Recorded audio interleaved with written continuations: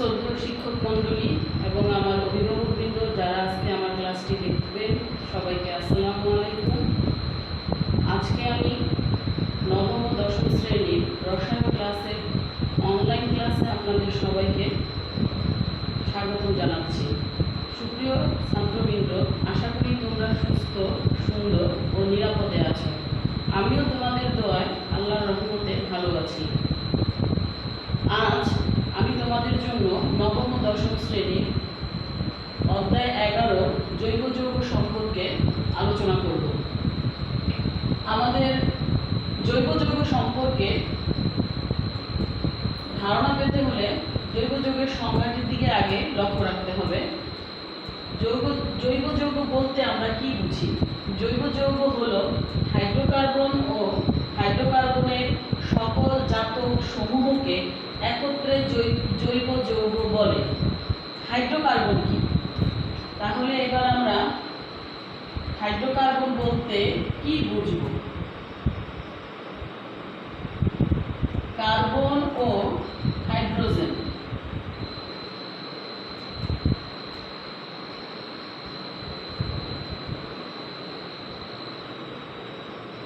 দ্বারা গঠিত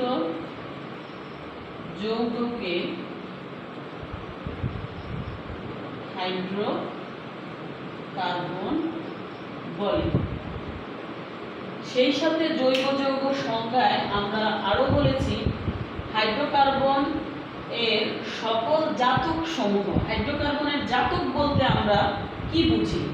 হাইড্রোকার্বন মূলত কার্বন এবং হাইড্রোজেন দ্বারা মিলিত।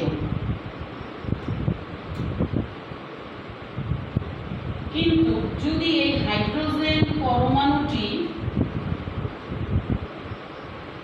অন্য কোনো পরমাণু দ্বারা প্রতিস্থাপিত হয়ে নতুন যৌগে পরিণত হয়, তাকে হাইড্রোকার্বন জাতক বলে। তাহলে আমাদের হাইড্রোকার্বন হচ্ছে কার্বন ও হাইড্রোজেনকে মিলিয়ে যে যৌগ নতুন উৎপাদন হবে তাকে হাইড্রোকার্বন বলে।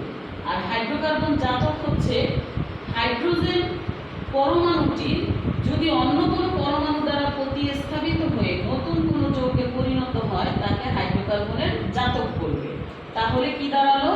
হাইড্রোকার্বন ও হাইড্রোকার্বনের সকল জাতক সমূহকে একত্রে জৈব যৌগ বলে। এবার এই জৈব যৌগ সম্পর্কে প্রাচীন কাল থেকে আদিকাল থেকে এখন পর্যন্ত প্রচলিত যে ধারণাগুলো আছে আমরা সেই দিকে লক্ষ্য করব।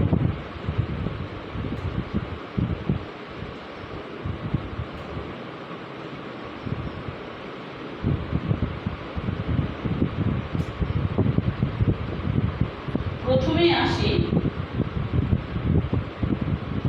হাইড্রোকার্বন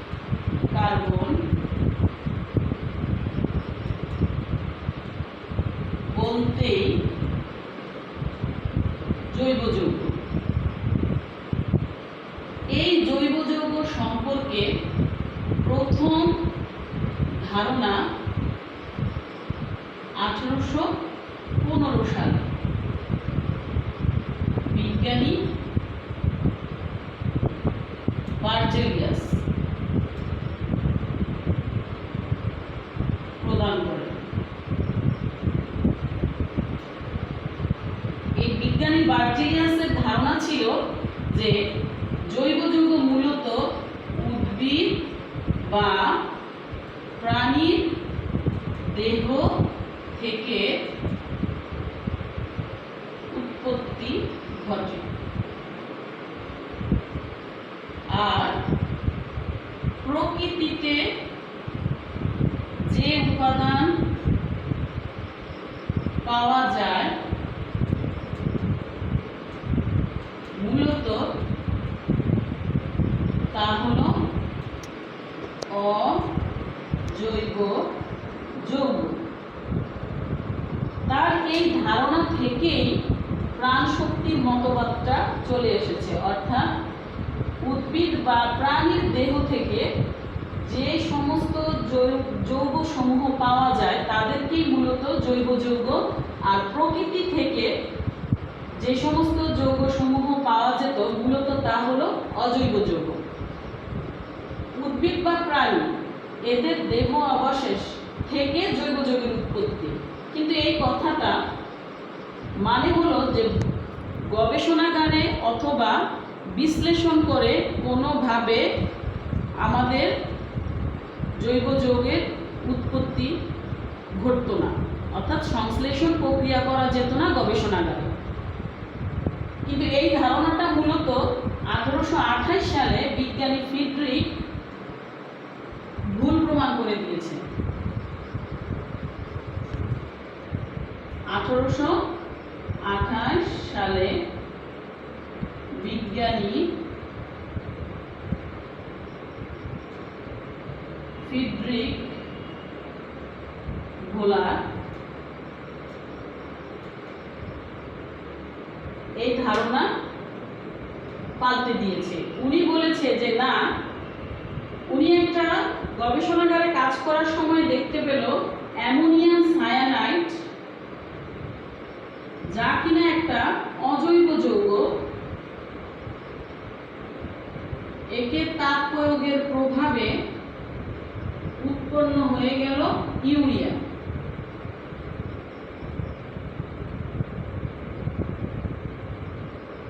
তাহলে কি দেখাচ্ছে?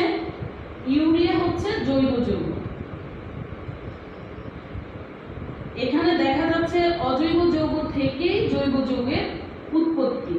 তাহলে কি বলা যাবে যে প্রাণী দেহ থেকে বা প্রাণীর দেহের শক্তি, বিশেষ যে রহস্য শক্তির মাধ্যমে বিজ্ঞানী বার্জিলিয়াস বলেছিল যে জৈব যৌগের উৎপত্তি, কিন্তু পরবর্তীতে 1828 সালে বিজ্ঞানী ফ্রিডরিখ ভোলার উনি অজৈব যৌগ থেকে জৈব যৌগ প্রস্তুত করে ওনার এই ধারণাটাকে ভুল প্রমাণ করে দিয়েছে।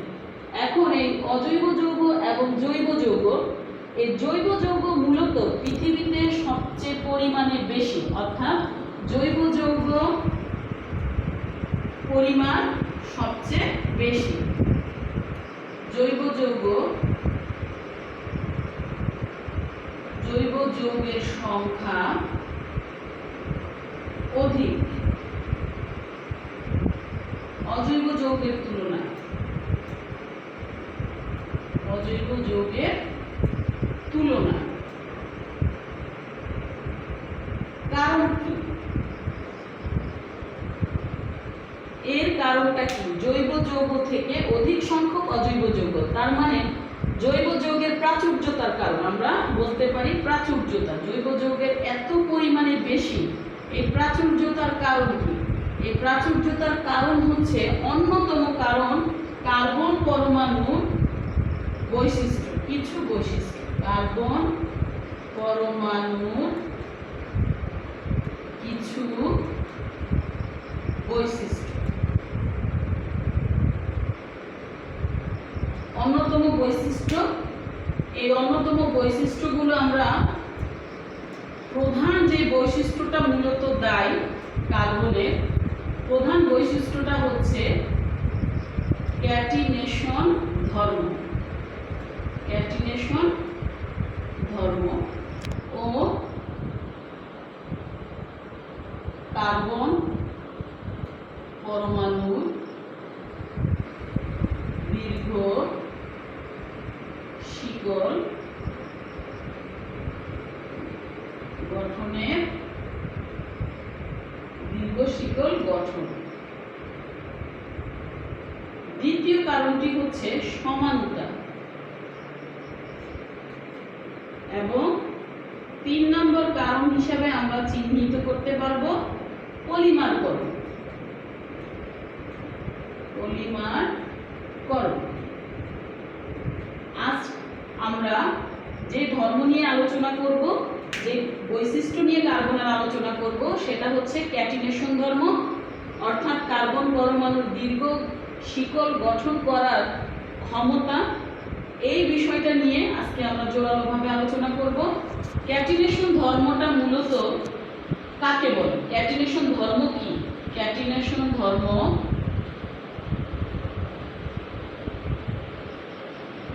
হলো কার্বন পরমাণু, অসংখ্য কার্বন পরমাণু সমূহ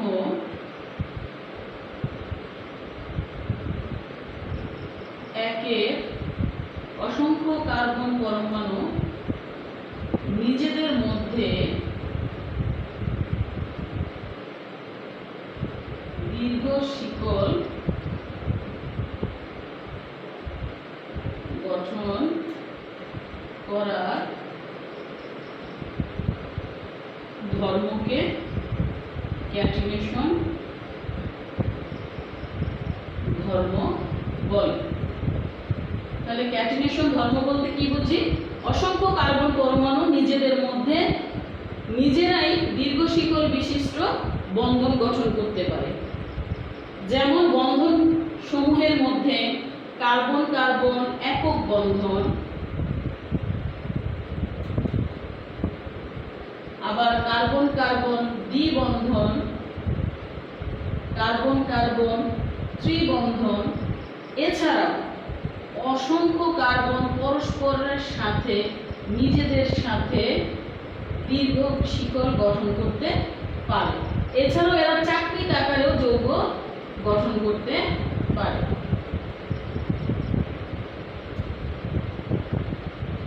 এই যে তাদের এই ধরনের বন্ধন গঠন করার দক্ষতা বা ক্ষমতা, বৈশিষ্ট্য যেটাই বলি না কেন আমরা, এই ধর্মটাকেই মূলত বলা হয় ক্যাটিনেশন ধর্ম। এখন আসি এই ক্যাটিনেশন ধর্ম কিভাবে কার্বন প্রদর্শন করতে পারে।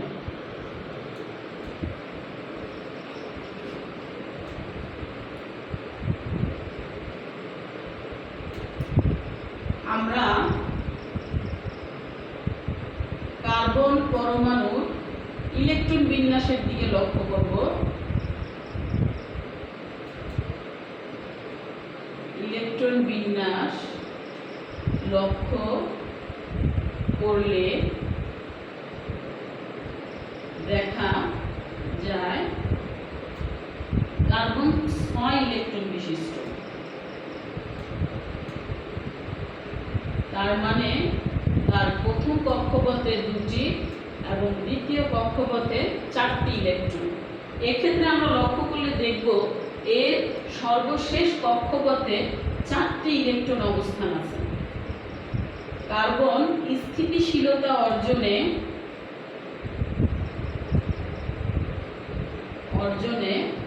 অর্থাৎ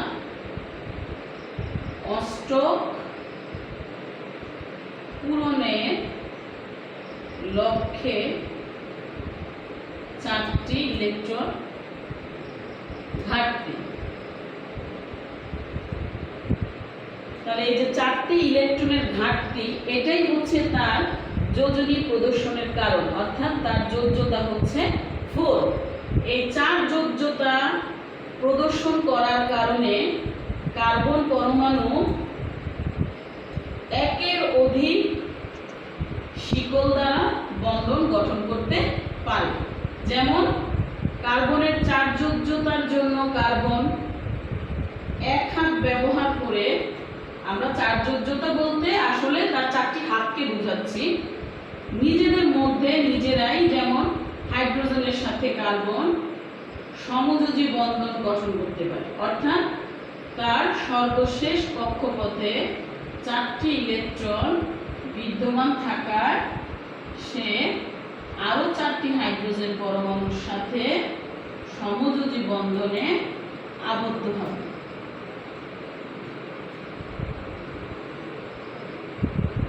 ঠিক এইভাবে সে গঠন করে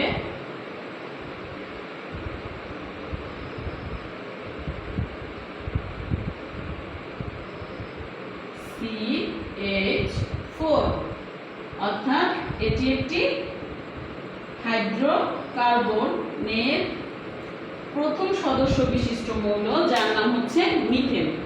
তাহলে এই যে কার্বন তার 4 হাতের প্রয়োগের মাধ্যমে হাইড্রোজেনের সাথে সমযোজী বন্ধনের মাধ্যমে গঠন করলো মিথেন। এখন কার্বন তার যোজ্যতা 2+4 এর মাধ্যমে আরো দীর্ঘ শিকলের বন্ধন গঠন করতে পারে। যদি আমরা একটু লক্ষ্য করি,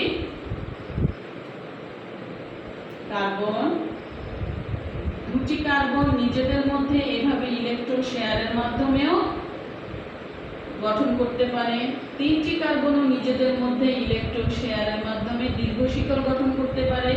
এছাড়াও আরো একাধিক সংখ্যক কার্বন নিজেদের মধ্যে এইভাবে দীর্ঘ শিকল গঠন করতে পারে। তাহলে আমরা দেখতেছি যে অধিক সংখ্যক শিকল অর্থাৎ এক হাত ব্যবহার করে কার্বন অসংখ্য কার্বনের সাথে যুক্ত হয়ে অধিক সংখ্যক জৈব যৌগে পরিণত হওয়ার ক্ষমতা রাখে। এছাড়াও আমরা আরো একটা দিক বিবেচনা করলে দেখতে পারবো, কার্বন যদি 2 হাত ব্যবহার করে অর্থাৎ তার 4 হাতের 2 হাত ব্যবহারের মাধ্যমেও সে দ্বিবন্ধন গঠন করতে পারে। সে 3 হাত ব্যবহারের মাধ্যমেও কিন্তু সে ত্রিবন্ধন গঠন করতে পারে। এখানে হাত বলতে আমরা আসলে তার 4 যোজ্যতা বিশিষ্ট বৈশিষ্ট্য প্রদর্শনের কারণে কার্বন তার একযোজী ব্যবহারের মাধ্যমে দ্বিযোজী এবং ত্রিযোজী অর্থাৎ একক, দ্বিবন্ধন, ত্রিবন্ধনমূলক বৈশিষ্ট্য সম্পন্ন জৈব যৌগ সে গঠন করতে সক্ষম হচ্ছে। তাহলে ক্যাটিনেশন ধর্ম কার্বনের মধ্যে বিদ্যমান। তবে শুধু যে কার্বন মূলকের মধ্যে বিদ্যমান এমন না, কার্বন, সালফার, সিলিকন, ফসফরাস এই সকল মৌলও কিন্তু ক্যাটিনেশন ধর্ম বিদ্যমান। কিন্তু এদের মধ্যে কার্বন পরমাণু ক্যাটিনেশন ধর্মটি অধিক পরিমাণে, তাই কার্বন পরমাণুর এই বৈশিষ্ট্যের জন্য জৈব যৌগের সংখ্যা পৃথিবীতে অধিক। তাহলে আমরা আজকের জৈব যৌগের মধ্যে কি পড়লাম, আমরা যদি পিছন থেকে আরেকবার পর্যালোচনা করি, আমরা এই আজকের পাঠ থেকে আমরা হাইড্রোকার্বন সম্পর্কে জানতে পারবো, হাইড্রোকার্বন জাতক সম্পর্কে জানতে পারবো, প্রাণ শক্তির মতবাদ জানতে পারবো, জৈব যৌগের প্রাচুর্যতার কারণ জানতে পারবো এবং ক্যাটিনেশন ধর্ম সম্পর্কে জানতে পারবো। আরেকটা বার আমরা পর্যালোচনা করি যাতে তোমাদের বুঝতে আরেকটু সহজ হয়। হাইড্রোকার্বন কার্বন এবং হাইড্রোজেন দ্বারা গঠিত যৌগ সমূহকে বলা হয় হাইড্রোকার্বন। আর হাইড্রোকার্বন জাতক কার্বন এবং হাইড্রোজেন দিয়ে গঠিত যৌগটির মধ্য থেকে যদি হাইড্রোজেন অন্য কোনো পরমাণু দ্বারা প্রতিস্থাপিত হয়ে নতুন কোনো যৌগে পরিণত হয় তাকে বলা যাবে হাইড্রোকার্বন জাতক। তার মানে জৈব যৌগটা কি? হাইড্রোকার্বন, এবং হাইড্রোকার্বনের জাতক সমূহকে একত্রে জৈব যৌগ বলা হয়। এরপরে আসি আমরা জৈব যৌগ সম্পর্কে আদিকাল থেকে যেই ধারণাগুলো ছিল সেগুলো একটু পর্যালোচনা করব। প্রথমত জৈব যৌগকে ধারণাই করা হতো 1815 সালের আগে যে জৈব যৌগ মূলত কোনোভাবেই গবেষণাগারে সংশ্লেষণ বা একে প্রস্তুত করা সম্ভব নয়। এই সম্পর্কে বিজ্ঞানী বার্জেলিয়াস 1815 খ্রিস্টাব্দে একটা মতবাদ ব্যাখ্যা করেন যাকে প্রাণশক্তির মতবাদ বলা হয়। তার এই মতবাদটি ছিল এরকম যে উদ্ভিদ বা প্রাণীদের দেহ থেকে জৈব যৌগের উৎপত্তি এবং প্রকৃতি থেকে প্রাপ্ত যে সমস্ত উপাদানগুলো ছিল তা ছিল অজৈব যৌগ। এই ধারণাটা পরবর্তীতে 1828 সালে বিজ্ঞানী ফ্রিডরিখ ভোলার এই ধারণাটাকে পাল্টে দিয়েছে। উনি অ্যামোনিয়াম সায়ানাইডকে তাপ প্রয়োগে পুনর্বিন্যস্ত করার ফলে অ্যামোনিয়াম সায়ানাইড থেকে ইউরিয়ার উৎপত্তি হয়। অ্যামোনিয়াম সায়ানাইডটা ছিল অজৈব যৌগ, কিন্তু ইউরিয়া ছিল জৈব যৌগ। তাহলে ইউরিয়া হচ্ছে জৈব, অ্যামোনিয়াম সায়ানাইড ছিল অজৈব। তাহলে কি দাঁড়ালো? অজৈব যৌগ থেকে জৈব যৌগের উৎপত্তি। এবার আসো যে আসলে পৃথিবীতে অজৈব যৌগ এবং জৈব যৌগের মধ্যে সবচেয়ে বেশি সংখ্যক হচ্ছে জৈব যৌগ। কেন জৈব যৌগের প্রাচুর্যতা এত বেশি?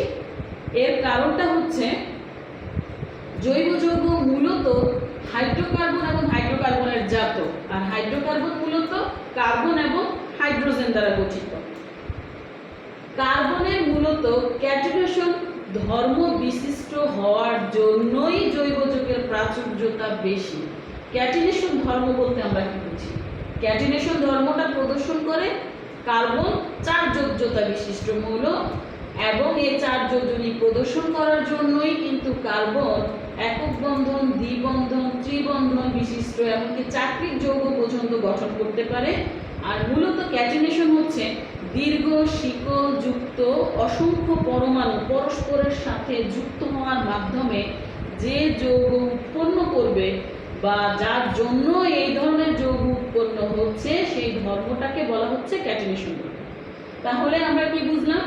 ক্যাটিনেশন ধর্ম হচ্ছে অধিক সংখ্যক পরমাণু একে অন্যের সাথে যুক্ত হওয়ার মাধ্যমে দীর্ঘ শিকল বিশিষ্ট পরমাণুতে পরিণত হবে। তাহলে আমাদের কার্বন চার্জযোগ্যতা বিশিষ্ট পরস্পর হাইড্রোজেনের সাথে সমযোজী বন্ধনে আবদ্ধ হয়ে জৈব যৌগ প্রস্তুত করতেছে, আবার কার্বন কার্বনের সাথে যুক্ত হয়ে সমযোজী যৌগের মাধ্যমে দীর্ঘ শিকল বিশিষ্ট যৌগে পরিণত হচ্ছে। অপরদিকে কার্বন তার চার্জযোগ্যতা ব্যবহার করে দ্বিবন্ধন গঠনের মাধ্যমে সে গঠন করতেছে জৈব যৌগ, ত্রিবন্ধন গঠনের মাধ্যমেও সে গঠন করতেছে জৈব যৌগ। তাহলে আমরা কি বলতে পারতেছি?